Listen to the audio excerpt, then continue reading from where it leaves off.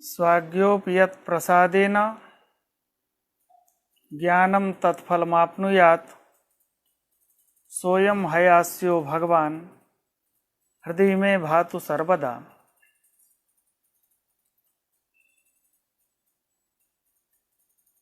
न्याय सिद्धांत मुक्तावली के प्रकरण में आप सभी का हार्दिक अभिनंदन।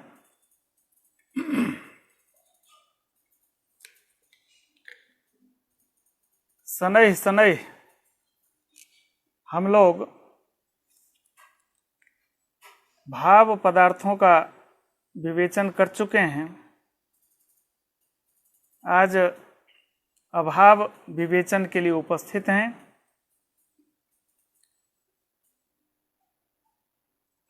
बहुत अच्छी बात है कि नैयायिक अभाव को भी एक स्वतंत्र पदार्थ मानते हैं। इसके अनेक कारण हैं क्यों यह अभाव माना जाए, इसको मानने की क्या आवश्यकता है, इस पर कुछ चर्चा होगी। जैसा कि उद्देश्य प्रकरण में कहा गया, द्रव्यम गुणस्तथा कर्म सामान्यम सविशेषकम समवायस्तथा भावः पदार्थाः सप्त कीर्तिताः। 7 पदार्थों का कथन किया गया जिसमें 6 भाव पदार्थ हैं। उनका कथन पूर्व में हो चुका है। 6 भाव पदार्थ का निरूपण करने के बाद हम अभाव का निरूपण करने के लिए प्रस्तुत हैं। भाव हम किसे कहते हैं? यह अस्ति, वर्तते, विद्यते, इस तरह की शब्दावली से जो ज्ञायमान हो उसे हम भाव कहते हैं। जैसे द्रव्यम अस्ति, गुणः अस्ति, कर्म अस्ति, इस तरह का व्यवहार हम करते हैं। समवायः अस्ति,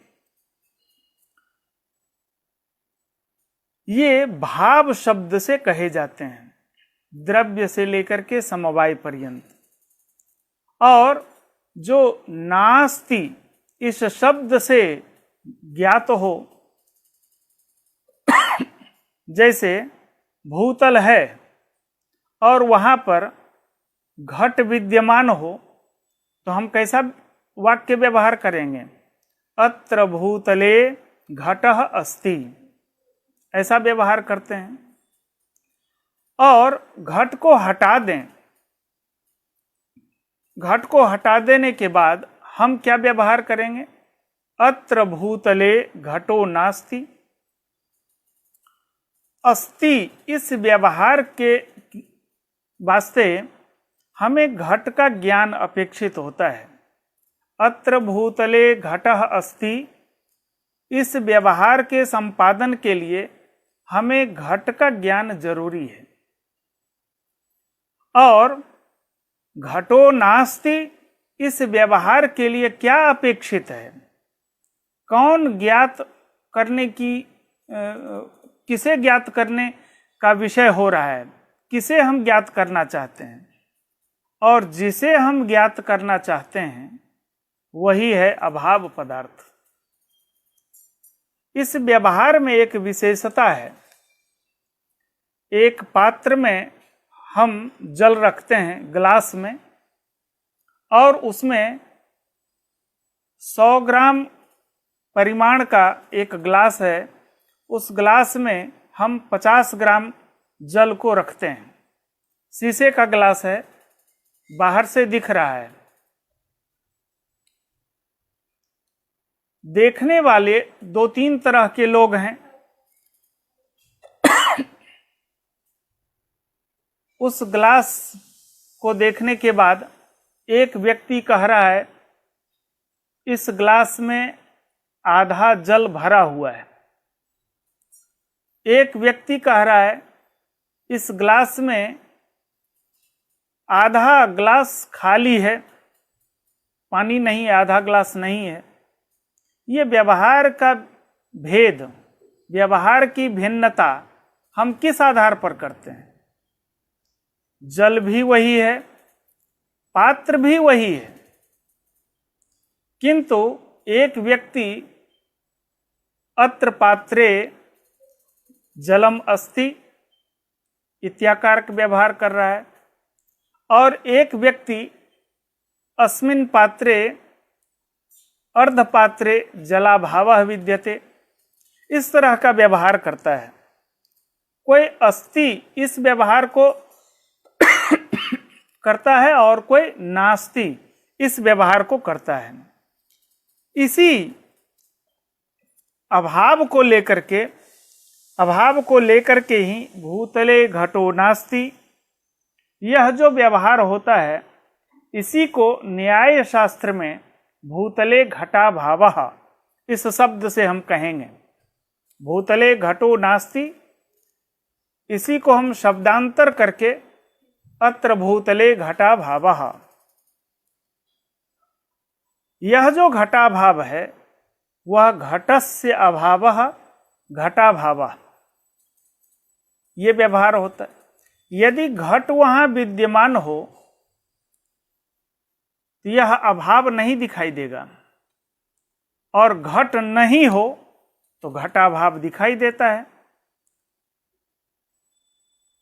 हमारे लौकिक व्यवहार में ऐसी जब स्थिति आती है तो उसे हम विरोध शब्द से कहते हैं, क्योंकि जहां घट है वहां घटाभाव नहीं रहता, और जहां घटाभाव है वहां घट की अवस्थिति नहीं रहती है। इसको हम लोक में विरोध शब्द से व्यवहार करते हैं। जैसे अहि नकुल, नकुल नेवला को बोलते हैं, सर्प का दुश्मन होता है। अहि नकुल जहां रहते हैं वहां कोई एक ही रहेगा, नकुल है तो सर्प नहीं रहेगा, और यदि सर्प है तो हम ऐसा व्यवहार करते हैं यहां नकुल नहीं है। ऐसे विरोध को हम वध्य घातक रूप से विरोध करते हैं। यह विरोध दो प्रकार का होता है। एक है वध्य घातक रूप विरोध, और दूसरा सहानवस्थान रूप विरोध। वध्य घातक विरोध को हम पहले देखते हैं। हम 4 क्षण लेंगे। प्रथम क्षण में सर्प है, द्वितीय क्षण में भी सर्प है, तृतीय क्षण में सर्प है और नकुल भी है। प्रथम क्षण में सर्प, द्वितीय क्षण में सर्प, तृतीय क्षण में सर्प और नकुल दोनों है, और चतुर्थ क्षण में सर्प नष्ट हो जाएगा, नकुल रहेगा। यह है वध्य घातक। वध्य घातक में विरोध, जिन दोनों का विरोध का वर्णन होता है सर्प और नकुल का, उन दोनों का कुछ ऐसे क्षण हैं जहां दोनों साथ साथ रह सकते हैं। प्रथम क्षण में केवल सर्प है, द्वितीय क्षण में भी सर्प है केवल, तृतीय क्षण में सर्प और नकुल दोनों विद्यमान है।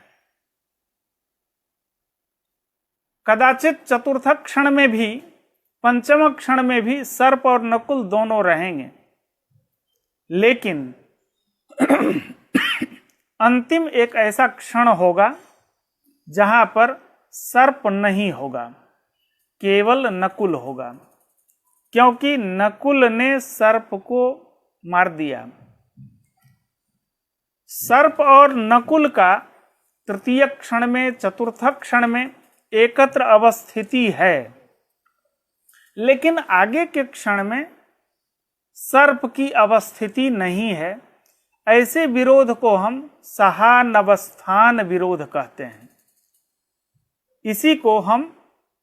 इस विरोध को हम वध्य घातक रूप विरोध कहते हैं। एक वध्य है, दूसरा घातक है। सर्प वध्य है और नकुल घातक है। तो यह विरोध है, नकुल और सर्प का जो विरोध है वह वध्य घातक विरोध है। अब सहान अवस्थान रूप विरोध को देख लेते हैं। जहां दो विरोधी व्यक्ति एक साथ कभी भी नहीं रहे उसको हम सहान अवस्थान कहते हैं। जैसे घट नहीं है,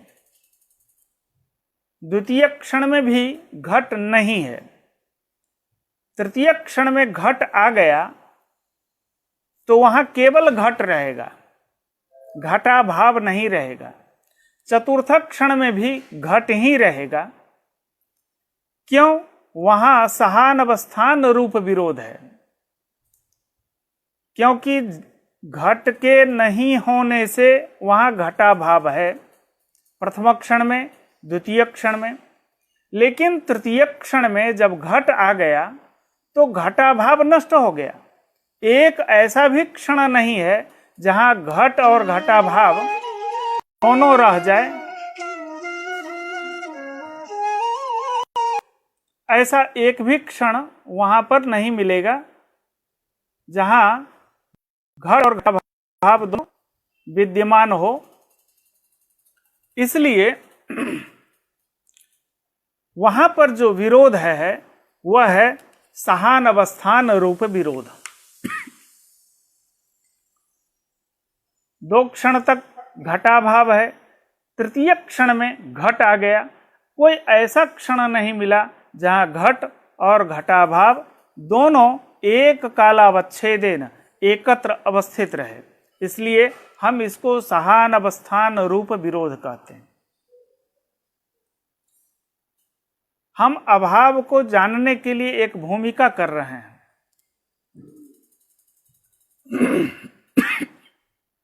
प्रतियोगी अनियोगी भाव भी एक होता है। निरूपण के सौकर्य के लिए हम यह बतलाना चाह रहे हैं।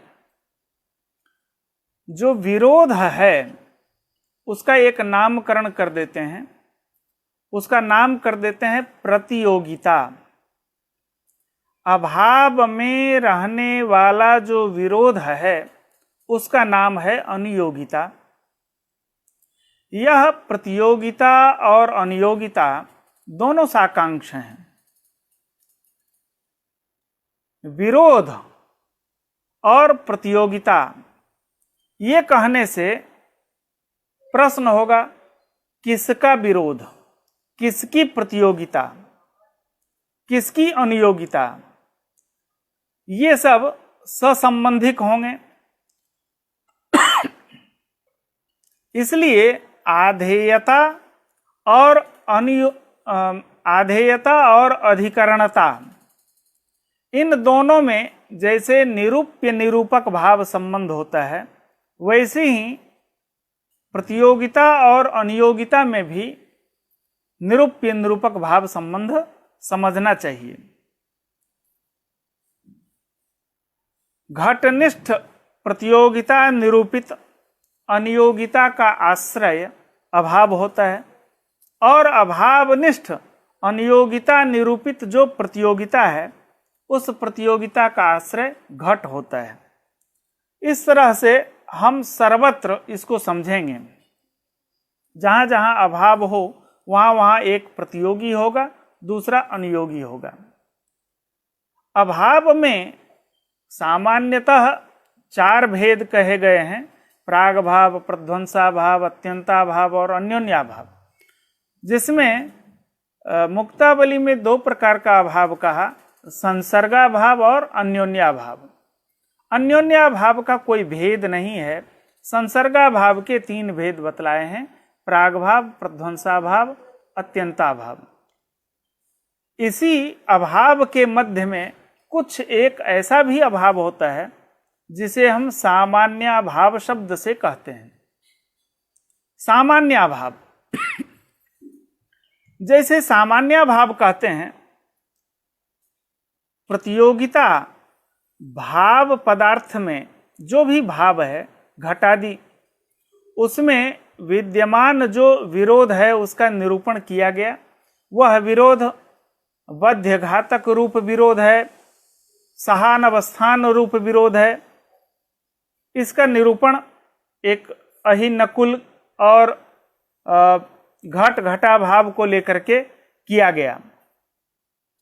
वह जो प्रतियोगिता है, वह प्रतियोगिता जब एक जाति अर्थात सजातीय जितने भी हैं, उन सजातीय जितने भी हैं सब में जब वह विद्यमान होता है तो वह सामान्याभाव शब्द से कहा जाता है।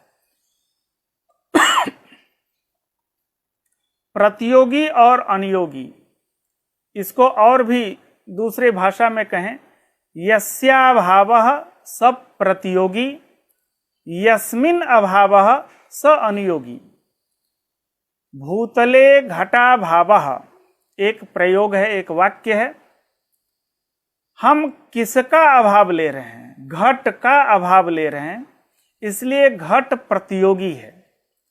उस घट का कहां पर अभाव है? भूतल पर है, इसलिए भूतल अनियोगी है। तो यस्य अभावः स प्रतियोगी, यहां घट प्रतियोगी है और कहां पर घट का अभाव है? भूतल पर है, इसलिए भूतल अनियोगी हुआ। यस्मिन् अभावः यत्र अभावः स अनियोगी। तो इस तरह से प्रतियोगी और अनियोगी होता है। तो जितना भी घट सामान्य अभाव हम लेंगे, ऐसे घटत्व सभी घट में समान रूप से विद्यमान है। वहां नील घट का अभाव, पीत घट का अभाव, हरित घट का अभाव, छोटे घट का अभाव, बड़े घट का अभाव, मझोले घट का अभाव, इस तरह से तमाम घट का अभाव है। कोई भी घट व्यक्ति नहीं है। इसी को हम घट सामान्य अभाव कहते हैं। सामान्यस्य अभावः सामान्य अभावः। यह सामान्य क्या है? जाति है, अर्थात घटत्व जाति, घटत्व जाति अवच्छिन्न जो घट है उस समस्त घट का अभाव घट सामान्य अभाव कहलाता है।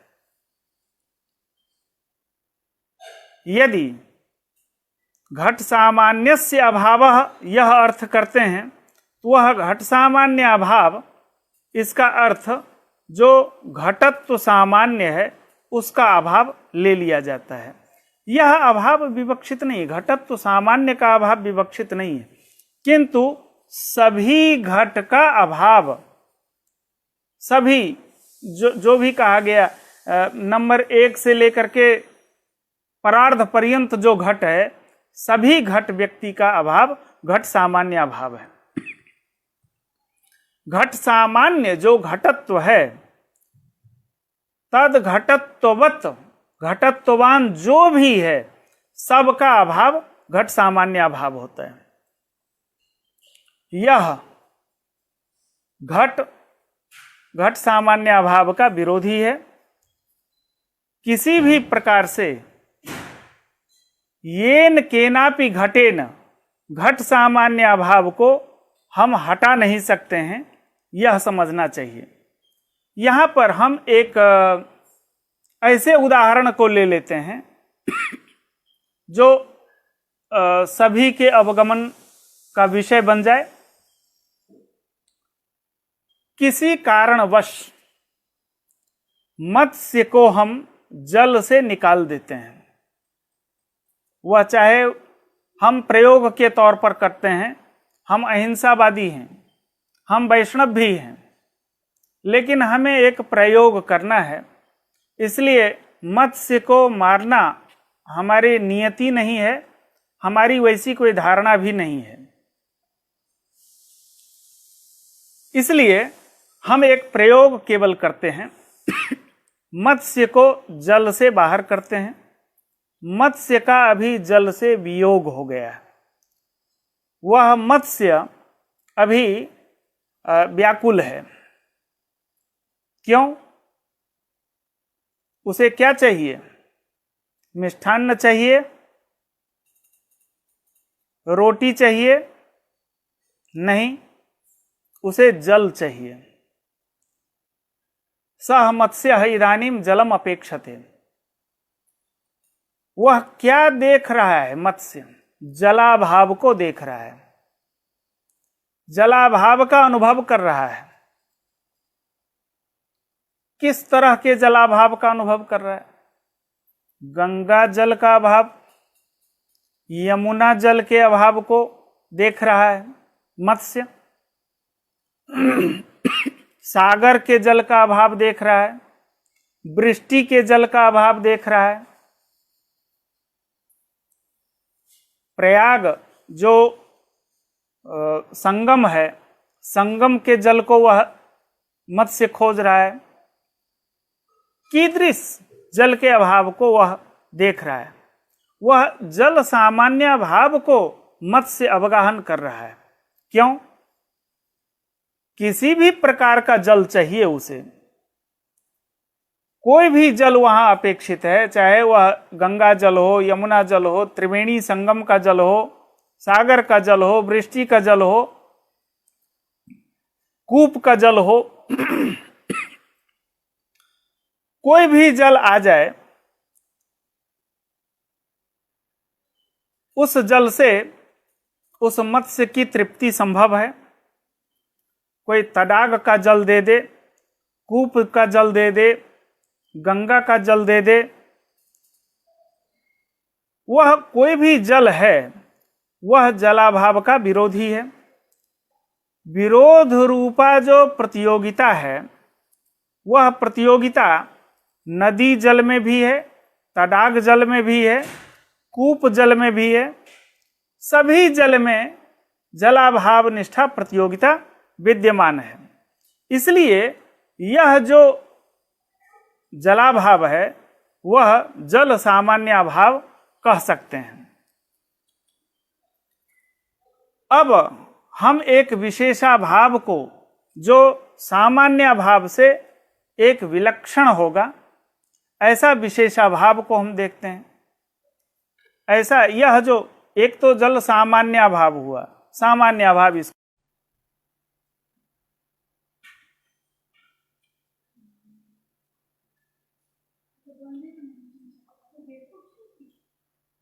चातक पक्षी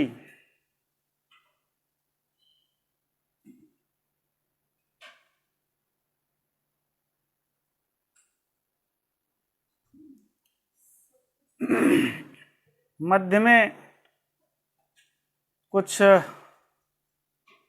समस्या आई है, तो हम विशेषाभाव की चर्चा कर रहे थे। वह विशेषाभाव चातक पक्षी ले लेते हैं। चातक पक्षी एक नक्षत्र विशेष में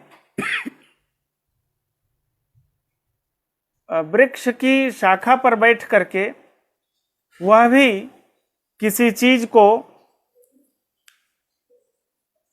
खोज रहा है। वह पक्षी वृष्टि काल में वृष्टि जल के अभाव को देख रहा है। इस तरह से वह भी जलाभाव को देख रहा है। लेकिन किस तरह के जलाभाव को वह पक्षी देखना चाह रहा है? कूप के जल का अभाव, यमुना के जल का अभाव नहीं, वहां वृष्टि से होने वाला जो जल की धारा है, वृष्टि ही जल धारा है, वैसे वृष्टि जल के अभाव को वह देख रहा है। तो वह उससे देखने वाला जो अभाव है, वह नदी जल से उस चातक पक्षी की तृप्ति नहीं होगी, कूप जल से भी उसकी तृप्ति नहीं होगी, तडाग के जल से भी उसकी तृप्ति नहीं होगी। तृप्ति उसे किस जल से होने वाली है? वृष्टि जल से ही होने वाली है। इसलिए वह जो वृष्टि जलाभाव है, वह एक प्रकार का विशेषाभाव है। कोई उसे कूप का जल दे, उससे वह तृप्त नहीं होने वाला, उससे वह संतुष्ट नहीं होने वाला। इसलिए यह जो जल विशेष का अभाव है, जल विशेष क्या है? वृष्टि जल विशेष है। ऐसे वृष्टि जल विशेष अभाव को ही जल विशेष का अभाव कहते हैं। इस जलाभाव, वृष्टि जलाभाव की जो प्रतियोगिता है, वह प्रतियोगिता सभी जल में नहीं है, किंतु जल विशेष में है। वह कौन है? वृष्टि जल है। इसलिए वृष्टि जल ही उस चातक पक्षी के अभाव के निवारण में वह सक्षम है। इसलिए वृष्टि जलम नास्ति, इस तरह का जो अभाव है यह सामान्य अभाव नहीं है, अपितु जल विशेषाभाव है। इसके बाद भी एक विशिष्टाभाव है, जिसे हम विशेष विशेषाभाव शब्द से कहेंगे। एक तो वृष्टि जलाभाव, उसमें भी स्वाति नक्षत्रीय जो वृष्टि जल है, हर एक नक्षत्र में वृष्टि होती है और करीब करीब जो 14 या 15 दिनों का एक नक्षत्र होता है, मृगशिरा नक्षत्र से लेकर के हस्त नक्षत्र पर्यंत ये 9 नक्षत्र हो जाते हैं। मृगशिरा, आर्द्रा, पुनर्वसु, पुष्य, आश्लेषा, हस्त पर्यंत 9 नक्षत्र होते हैं। और 9 नक्षत्र में जब सूर्य अवस्थित होता है तो उस समय खूब वर्षा होती है। लेकिन चित्रा नक्षत्र में और स्वाति नक्षत्र में वृष्टि कम होती है। यह जो नक्षत्र का महीना होता है, स्वाति और चित्रा और स्वाति नक्षत्र, यह प्रायः कार्तिक महीने में यह नक्षत्र आता है।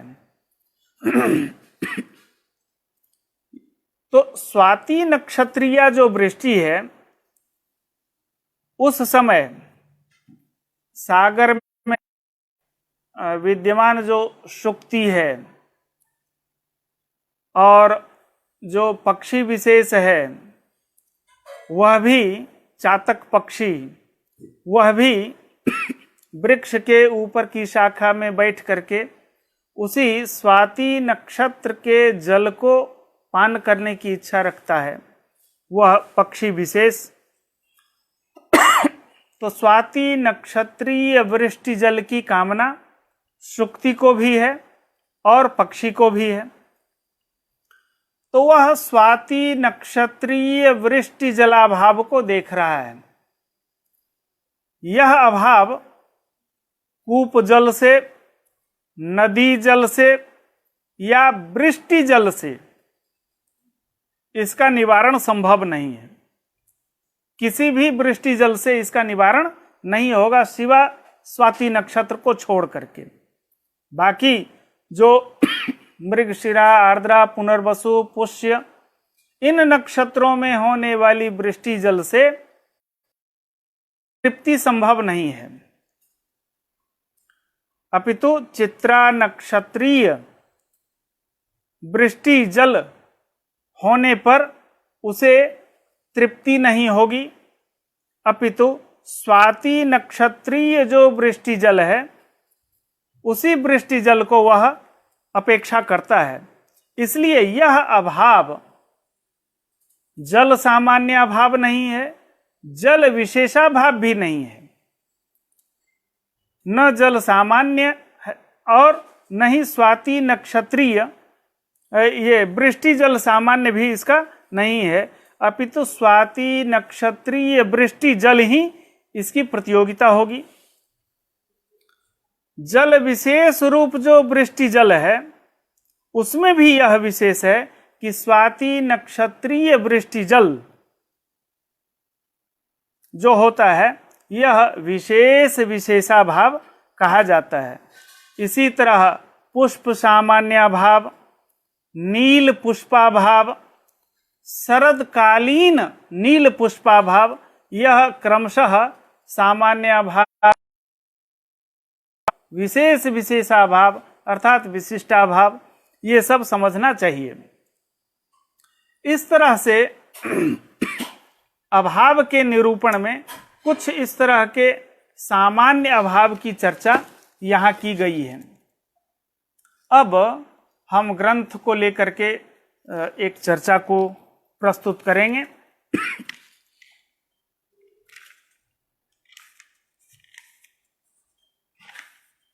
अभावस्तु द्विधा संसर्गान्योन्याभाव भेदतः। अभाव दो प्रकार का होता है। अभावस्तु, यहाँ तू पदार्थ क्या है? इसके पूर्व में हम एक है, कहीं व्याकरण की धारा मंडुकप्लुति अथवा धारा प्रवाहन न्याय से कुछ पद अग्रिम पद में समाविष्ट हो, प्रवाहन न्याय से समवाय का एकत्व अभाव में न आ जाए, इसलिए यहाँ सावधानी बरतने के लिए, सावधान करने के लिए अभावस्तु दो प्रकार का होता है, यह बतलाना ही तू यहाँ सावधान, क्योंकि इसके पूर्व में समवाय का निरूपण हुआ है और समवाय एक है, कहीं एक ही हो ऐसा न कोई समझे, इसलिए अभावस्तु द्विधा, अभाव दो प्रकार का है। एक है संसर्गाभाव, दूसरा है अन्योन्याभाव। प्रागभावस् तथा ध्वंसोप्यत्यंताभाव एवच एवं त्रैविध्यमापन्नः संसर्गाभाव इष्यते। प्रागभाव, प्रध्वंसाभाव और अत्यंताभाव, ये तीन संसर्गाभाव के भेद हैं। अन्योन्याभाव अकेला है। यहाँ पर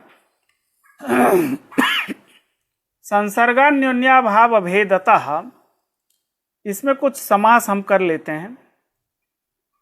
संसर्गश्च अन्योन्यञ्च इति संसर्गान्योन्यौ, संसर्गान्योन्ययोः अभावः संसर्गान्योन्योभावः,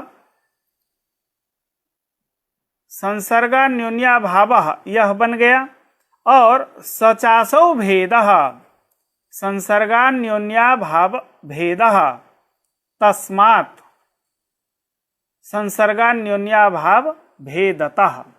यहाँ पंचम्यास तसिल एक पाणिनि सूत्र है, उसे तसिल प्रत्यय करके संसर्गान्योन्याभाव भेदतः यह प्रयोग बना है।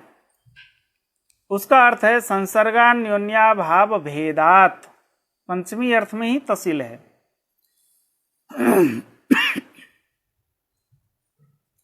यह संसर्गान्योन्याभाव, यह जो संसर्ग है, संसर्ग का अर्थ है संबंध। वह संबंध तीन प्रकार का है, प्रागभाव, प्रध्वंसाभाव और अत्यंताभाव। अभावम विभजते, जैसे विपूर्वक भज धातु का पदार्थान विभजते, द्रव्याणि विभजते, कर्माणि विभजते, ये सब जहाँ जहाँ विभजते विपूर्वक भज धातु का अर्थ बतलाया है, वैसे ही अभावम विभजते में भी विपूर्वक भज धातु का वैसा ही अर्थ है। अभाव का लक्षण क्या है? अभाव का लक्षण है द्रव्यादि षटकान्योन्याभाववत्वम्। द्रव्यादि षटक, स्वार्थ में क प्रत्यय है। द्रव्यादि षटक कौन है? द्रव्य, गुण, कर्म, सामान्य, विशेष और समवाय, ये द्रव्यादि षटक हैं। इनका जो अन्योन्य द्रव्यादि षटक का भेद जहां रहेगा उसे हम अभाव कहेंगे। द्रव्यादि षट्कान्योन्याभाववत्वम अभावस्य लक्षणम। तो द्रव्यादि षट्क जो समुदाय है वह लेना है। यदि समुदाय नहीं लेंगे तो द्रव्य का भेद तो गुण आदि में भी विद्यमान है, वहां अतिव्याप्ति होगी। गुणादि का भेद द्रव्य में भी विद्यमान है, अन्योन्याभाव विद्यमान है, तो द्रव्य में अतिव्याप्ति होगी। इसलिए कंबाइंड हम कर दिए हैं। द्रव्यादि षट्क का जो समुदाय है इसका जहां भेद मिलता है वही है अभाव। यह भेद, यह जो अन्योन्याभाव है, यह तादात्म्य संबंध से स्व में ही रहता है। इसलिए द्रव्यादि षट्क के अतिरिक्त ही रहेगा, वह अतिरिक्त पदार्थ है। इसलिए द्रव्यादि अब भेदवत्वम अभावत्वम, द्रव्यादि षट्क का अन्योन्य अभाव वाला जो है उसे हम अभाव कहते हैं। संसर्गान्योन्याभाव भेदतः, अर्थात संसर्गान्योन्याभाव भेदात इत्यर्थ। जैसे व्युत्पत्ति हम किए थे वैसे ही व्युत्पत्ति यहाँ की गई। संसर्गान्योन्याभाव भेदात इत्यर्थ। अब चूंकि अन्योन्याभाव एक प्रकार का ही है, इसलिए उसका भेद तो संभव नहीं है। संसर्गाभाव का भेद संभव है। अन्योन्याभावस्य एक विधत्वात् विभागाभावात्, उसका विभाग तो संभव नहीं है। जैसे देवदत्तस्य एक एव पुत्रः, का एक पुत्र है, वही कनिष्ठ है, वही मध्यम है, वही सब कुछ है। ऐसे अन्योन्याभाव भी एक ही प्रकार का है, उसमें विभाग संभव नहीं है।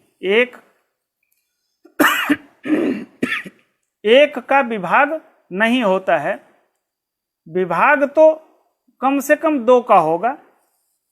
इसलिए अवम विभजते, संसर्गाभाव का विभाग करते हैं प्राग भाव इति।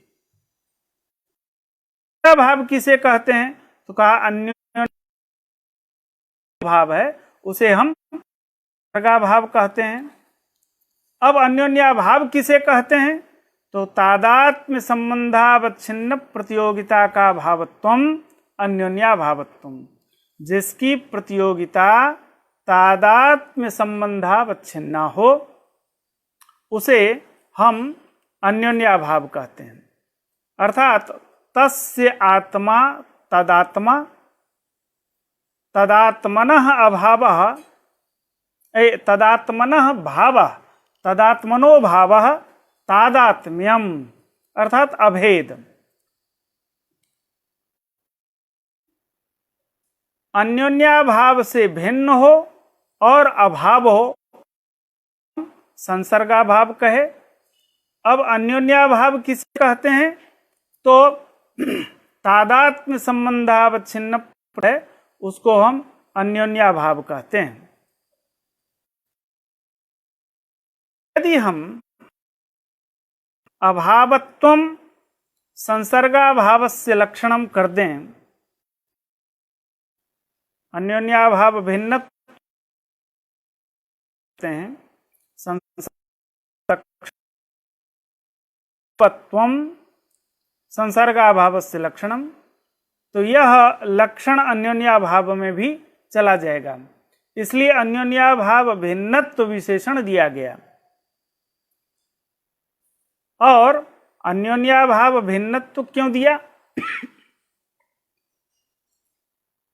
यदि अन्योन्याभाव भिन्नत्वम अभावस्य लक्षणम कर दें, अन्योन्याभाव भिन्नत्वम अभावस्य लक्षणम, तो चला जाएगा, क्योंकि अन्योन्याभाव से भिन्न है घट। घटादि में अतिव्याप्ति के वारण करने के लिए अभावत्व पद भी देना चाहिए। अब घट तो भाव पदार्थ है, वह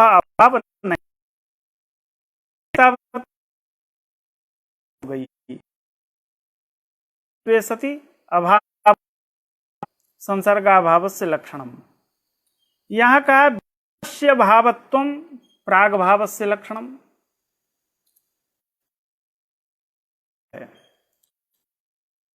त्वे सति अभावत्वम विनाशित तो नहीं कहेंगे, अभाव संसर्गाभावस्य लक्षणम ऐसा कह दें तो वह भावत्वम प्राग भावत्वम, यह प्राग भाव का लक्षण है। यदि बिना नहीं कहें, केवल अभावत्वम कहें तो वह अत्यंताभाव में भी चला जाए, भाव में लक्षण नहीं जाए, इसके लिए विनाशित्व कहें। अब विनाशित्वे सति अभावत्वम यह लक्षण जाएगा, क्योंकि प्राग विनाशी होता है। भाव का लक्षण क्या है? तो अत्यंताभाव का लक्षण में थोड़ा 4 पद, त्वे सति,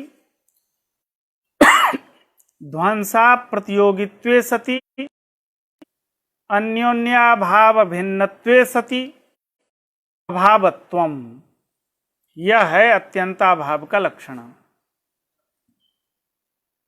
प्रथम पद है प्राग भावा प्रतियोगित्वे सति। यदि यह पद नहीं देंगे तो अत्यंताभाव का लक्षण होगा ध्वंसा प्रतियोगित्वे सति, अन्योन्याभाव भिन्नत्वे सति अभाव।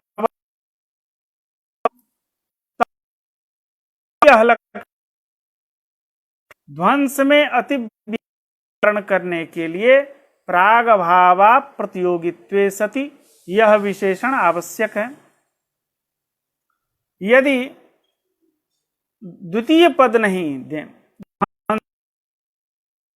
यह द्वितीय पद है, द्वितीय पद नहीं देंगे तो प्राग भाव में लक्षण चला जाएगा, क्योंकि प्राग भाव प्रतियोगित्वे सति, अन्योन्याभाव भिन्नत्वे सति अभावत्वम चला जाएगा। प्राग भाव का अप्रतियोगी होता है, अन्योन्याभाव से भिन्न है, इसलिए प्राग भाव में लक्षण चला गया। ध्वंसा प्रतियोगी का प्रतियोगी होता है क्योंकि उसका नाश हो जाता है। प्राग भाव में अतिव्याप्ति वारण करने के लिए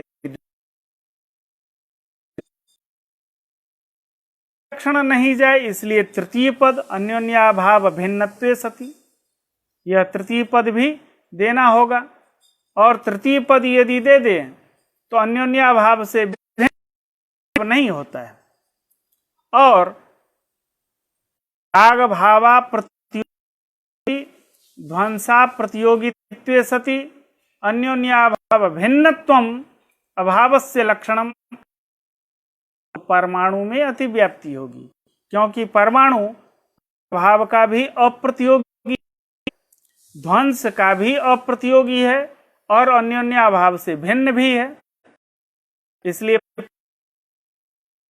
उस अतिव्याप्ति के वारण करने के लिए तो जो चतुर्थ पद है वह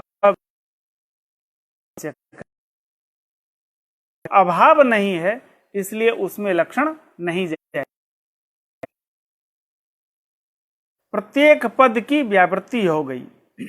विनाश्य भावत्वम प्राग भावत्वम, विनाशित्वे सति अभावत्वम, यह प्राग भाव। देखें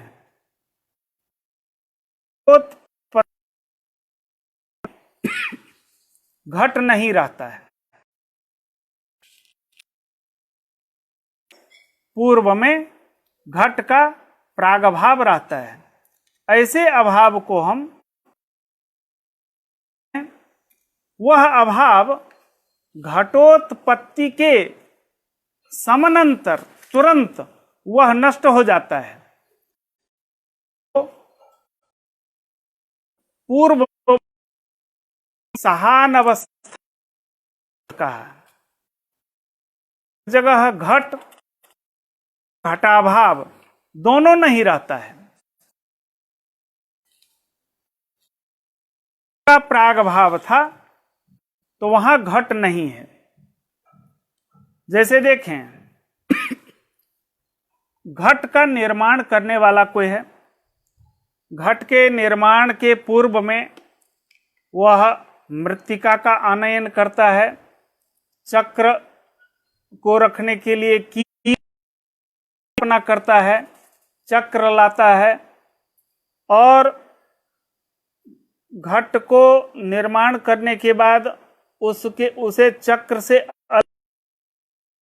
आता है। कुछ सामान से हम सामग्री कहेंगे, सारी सामग्री तो हमें यह प्रतीति होती है अत्र घटो भविष्यति, यह प्रतीति होती है। यह जो अत्र घटो, यह जो प्रतीति है वह घटा भाव का अवगाहन कर रही है। कालांतर में घट की उत्पत्ति होगी, यह जो उत्पत्ति होगी, यह जो अभाव है, इसी अभाव को हम घट प्रागभाव बोलते हैं। ऐसे अभाव को प्रागभाव शब्द से कहा जाता है। पूर्व में सामग्री के रहने पर भी घटाधिकरण में प्रतीयमान जो अभाव है घट का प्रागभाव है। घट के प्रागभाव के साथ में विरोध है।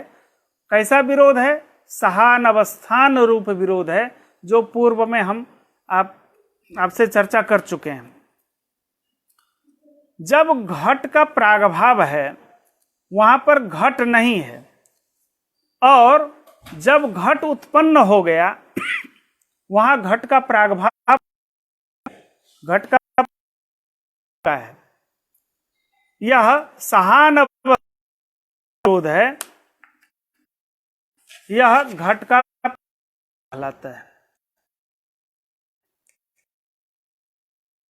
भावत्वम प्रागभावत्वम, विनाशी जो अभाव है उसको हम प्रागभाव कहते हैं। और ध्वंसस्य लक्षणम, जो अभाव उत्पन्न हो उसको हम ध्वंसाभाव कहते हैं। घट उत्पन्न हो गया है, उसे सुखा करके, उसे अग्नि में डाल करके उसे रक्त रूप वाला हम बना दिए हैं, रक्त घट है। और एक हो गया, घट नष्ट हो गया तो घटोध्वस्तः, यह प्रतीति हो। इस जिसका ज्ञान होता है वह घटध्वंस ही है।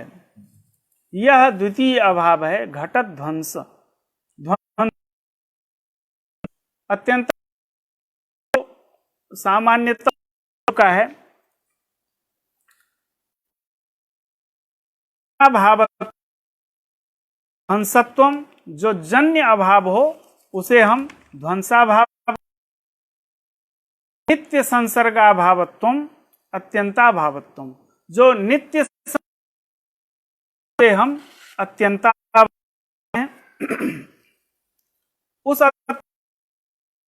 नाश नहीं होता है। वह संसर्गाभाव की कोटि में है। भेद है संसर्गाभाव का, अत्यंताभाव, और वह नित्य है। यदि हम संसर्गाभावत्वम इतना ही कहें, नित्य पद नहीं देंगे,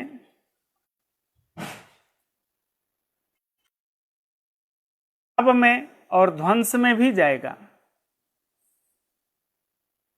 विनाशित्व, उसमें तो ध्वंस तो उत्पन्न होता है ना, जन्य हो गया नहीं माना जाए। प्रागभाव का नाश होता है, नष्ट हो जाता है प्रागभाव, इसलिए वह भी विनाशी है। संसर्गाभाव जो है वह अत्यंताभाव है। अत्यंताभाव का विनाश नहीं होता है। अब यहां पर एक जिज्ञासा हो रही है, अत्यंताभाव को नित्य कहा जा रहा है। यत्र तु भूतलादौ घटादिकम अपसारितम, घट को हटा दिया गया और पुनः आनीतम, फिर ले आया गया। तत्र घटकालस्य संबंधा घटकत्वात्, घटकाल जो है वह संबंध का घटक नहीं हो रहा है। अघटकत्वात् अत्यंताभावस्य नित्यत्वेपि, अत्यंताभाव के नित्य होने पर भी घट काले न घटात्यंताभाव बुद्धि, घट काल में भी घटात्यंताभाव की बुद्धि नहीं होती है, क्योंकि जहां घट विद्यमान है वहां घटो नास्ति यह प्रतीति नहीं होती है, और जहां घटः नास्ति, घट के आ जाने पर घटः अस्ति यह प्रतीति होती है। तो वहां पर एक उत्पाद विनाशशाली चौथा अभाव मान लिया जाए। तीन अभाव तो स्वीकृत है, प्राग भाव, प्रध्वंसाभाव, अत्यंताभाव। इन तीन के अलावा चौथा एक अभाव है उत्पाद विनाशशाली अभाव, जो घट के आ जाने से घटाभाव नष्ट हो गया और घट के चले जाने से घटाभाव उत्पन्न हो गया। ऐसा उत्पाद विनाशशाली चौथा अभाव मान लेना चाहिए। इति केचित, यह किसी का कहना है। अत्र ध्वंस प्रागभावयोः अधिकरणे न अत्यंताभावः इति प्राचाम मतम। ध्वंस के अधिकरण में और प्रागभाव के अधिकरण में अत्यंताभाव नहीं रहता है, यह प्राचीन का प्राचीन आचार्यों का मत है। दो नैयायिक हैं, प्राचीन नैयायिक और नवीन नैयायिक।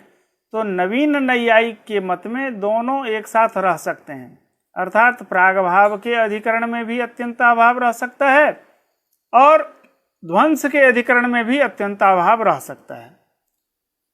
प्राचीन के मत में कहते हैं ध्वंस और प्रागभाव के अधिकरण में अत्यंताभाव नहीं रहता है।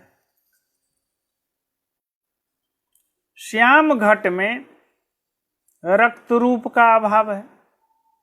अभी उसे हम अग्नि में नहीं डाले हैं, तो श्याम घट है।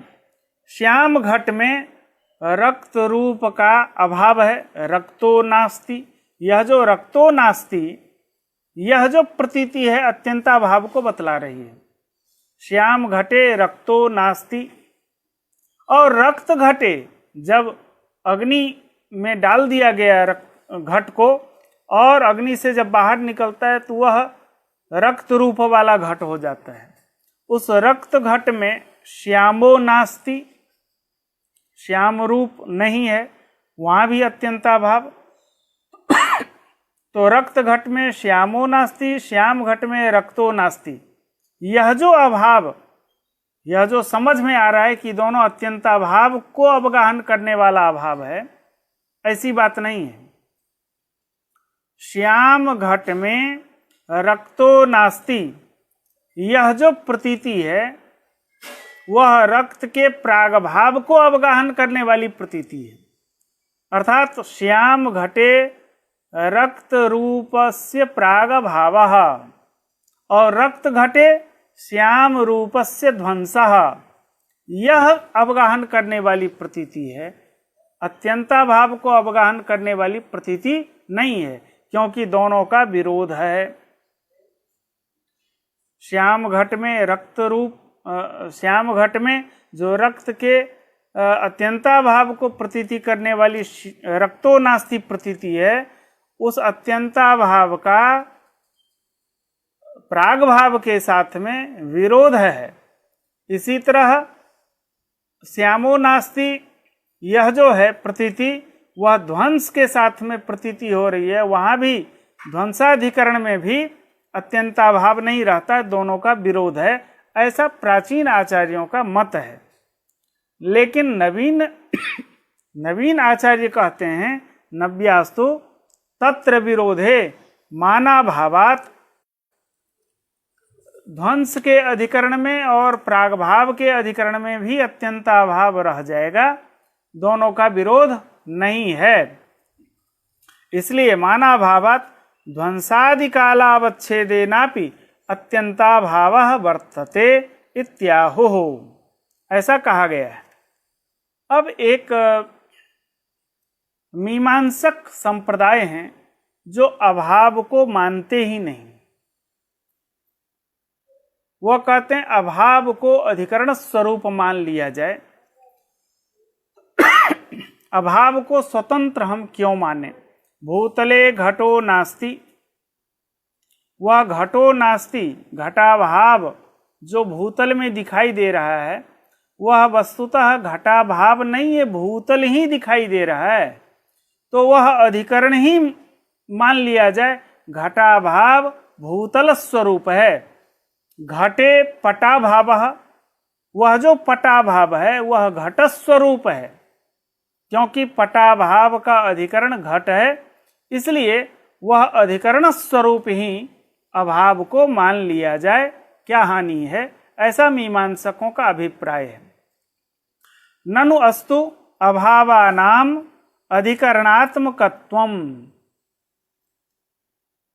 हेतु क्या दे रहे हैं, लाघवात, लाघव है। इति चेत न, ऐसा लाघव रूप जो आप बतला रहे हैं यह लाघव नहीं है, अपितु महद गौरव है। कैसे? अनंताधिकरणात्मकत्व कल्पनापेक्षया। हम एक ही उदाहरण लेंगे। इस कलम का हाथ के ऊपर में अभाव है, यह लेखनी का जो अभाव है वह अधिकरण स्वरूप मान लें तो वह अधिकरण हस्त है। अभी इसी को हम, इसी कलम को इस यंत्र के ऊपर में रखते हैं और अब अभाव हो गया। अब वह लेखनी का अभाव यंत्र स्वरूप हुआ। इसी लेखनी को घट पर नहीं देखते हैं तो वह घट स्वरूप हो गया। पट के ऊपर स्वरूप है। ऐसे तमाम अधिकरण आपको कल्पना करनी पड़ेगी। एक ही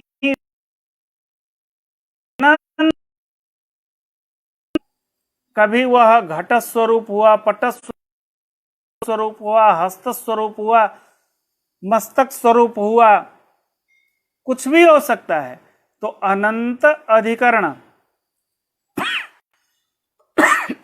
अनंता कल्पनापेक्षया अतिरिक्त कल्पनाया लघीयस्वात्, लघीय यहां प्रत्यय पर ध्यान दें तो यशुन प्रत्यय है, अत्यंत लाघव है।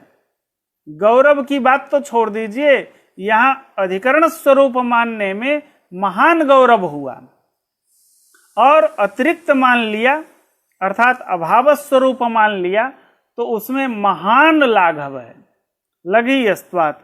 एवं इतना ही नहीं, आधार आधेय भाव की भी उपपत्ति होगी। घट के ऊपर पट का अभाव है, घटे पटाभावः, वह पटाभाव घट स्वरूप है मीमांसक के मत में, और न्याय मत में वह अभाव स्वरूप है पटाभाव। पटाभाव का अधिकरण घट है, आधेय घटाभाव है, आधेय पटाभाव है। पट का अभाव घट के ऊपर है तो आधेय पटाभाव है, अधिकरण घट है। तो आधार आधेय भाव की भी उपपत्ति हो रही है। यदि आप अधिकरण स्वरूप ही मानेंगे तो उसका आधेय कौन होगा? आधेय को मानना चाहिए। आधेय तब बनेगा जब हम उसे अतिरिक्त मानेंगे, अभाव मानेंगे, तभी वह अभाव आधेय बन पाएगा और अधिकरण वहां जिस पर उसका अभाव है वह अधिकरण होगा। तो आधार आधेय भाव की भी उपपत्ति होगी।